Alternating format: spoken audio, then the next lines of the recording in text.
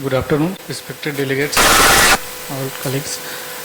Today my topic of presentation is diurnal IOP variation with latanoprost compared to timolol as a monotherapy in patient with POAG.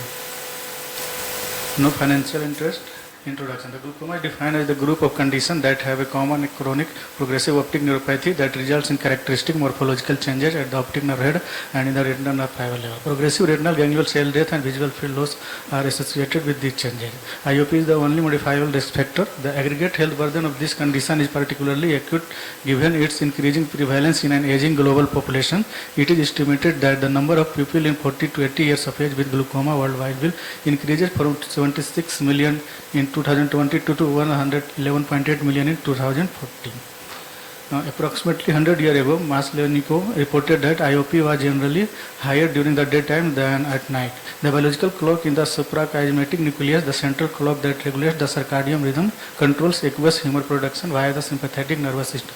Therefore, the IOP variation due to aqueous humor production is less at night than during daytime. The glaucoma is second leading cause of the permanent blindness in the worldwide and occurs most often in the older adults. The mainstay of the drug treatment of glaucoma is timolol, a topical beta blocker. However, beta blockers are contraindicated in the patient with cardiovascular or pulmonary disease. Now, there are some widely used as alternative when beta blockers are contraindicated or fail to control IOP, that is latanoprost, dorzolamide and verminodin. Latanoprost appears highly promising because of its comparable or better efficacy when compared with the timolol. The study was conducted to find out the pattern of IOP variation in the patient with primary open angle glaucoma treated with the latanoprost and timolol maleate. Subject and method. Prospective double-blind randomized controlled trial study conducted in the Department of Ophthalmology in the Ragam Medical College. The study period was June 2023 to February 2024. Those patients who presented in the OPD with bilateral open angle glaucoma and age more than 18 years was enrolled for the study. Inclusion criteria: age more than 18 years and freshly diagnosed primary open angle glaucoma and baseline IOP is more than 20 mmFG to less than 36 mmFG and billing for a study. Exclusion criteria: age less than 18 years and history of the cardiovascular and pulmonary disorder, hypersensitivity to any component of the study drug, recent or current ocular infection or inflammation in either eye. Sample size study comprised 50 patients with primary open angle glaucoma, of whom 25 were randomized to the latanoprost group and 25 were randomized to the timolol group. Methodology: all participants were provided written consent before the initiation of any study procedure or treatment. The study protocol was approved by the Institutional Ethical Committee at the screening exam and all subsequent exam. IOP were measured with the recently calibrated GAT and visual acuity was measured on the Snellen chart, and the fundus were evaluated with the slit lamp by microscopy with 90 days. The patient and treated diurnal IOP assessment was performed with GAT in the early morning and during office hour and in the late evening. They were randomized to the appropriate medication, either timolol 0.5% 1 drop twice daily or latanoprost 0.005% dose at 8 p.m. daily. Patients were instructed to treat both eye. The study eye was the eye with higher IOP on day 1 or the right eye if the IOP is the same in the both eye. Treatment assignment were masked to the investigator, clinical study team and patient. The patient IOP evaluation was done at 2 weeks, 6 weeks, 3 months and 6 months. Statistical analysis. The data was presented as numbers and frequencies for the categorical variables and as mean standard deviation for continuous variable. For comparison between the groups, the IPCalc 2000 and chi-square was used for categorical variables and unpaired students t-test was applied for the continuous variable. P-value less than 0.05 was considered statistically significant.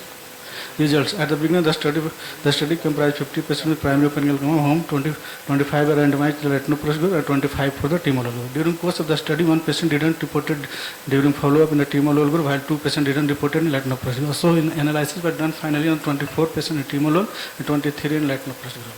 The mean age of the study participant in the timolol group was 70.59 years, and while mean age of students was 71.5. 12 study participants in the timolol group were males and 11 study participants in latanoprost group were males, and distribution of the study participants according to the grade was comparable in the both groups.